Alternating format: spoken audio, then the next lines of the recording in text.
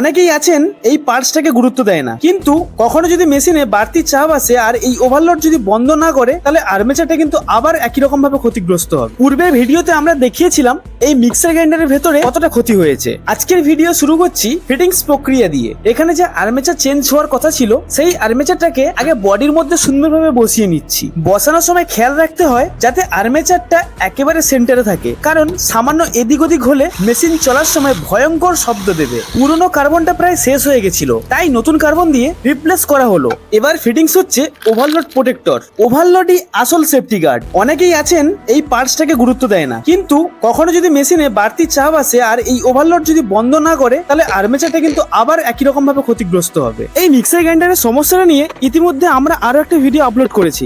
আপনি যদি ভিডিওটা না দেখে থাকেন তাহলে অবশ্যই ডেসক্রিপশনে গিয়ে ভিডিওটা চেক করে আসুন। এখন মেশিনটা পুরোপুরি ভাবে ফিটিংস কমপ্লিট। একবার চালিয়ে দেখা হলো, পারফেক্ট স্পিডে চলছে, কোন রকম কোনো অস্বাভাবিক শব্দ নেই। কাস্টমার দাদাকে আমি স্পষ্টভাবে বুঝিয়ে দিলাম এইবার কিন্তু নিয়মিত সার্ভিস করতে হবে। উনি আমাকে প্রতিশ্রুতি দিলেন এবারে অবশ্যই সাবধানে ব্যবহার করবেন। আর হ্যাঁ, আপনাদেরকে বলছি ভিডিওটা যদি ভালো লাগে তাহলে অবশ্যই লাইক দিন, কমেন্ট করে জানাবেন আপনার মতামত, সাবস্ক্রাইব করতে ভুলবেন না গিরি ইলেকট্রিককে। পরের ভিডিওতে আরো নতুন টেকনিক্যাল সার্ভিস নিয়ে হাজির হব।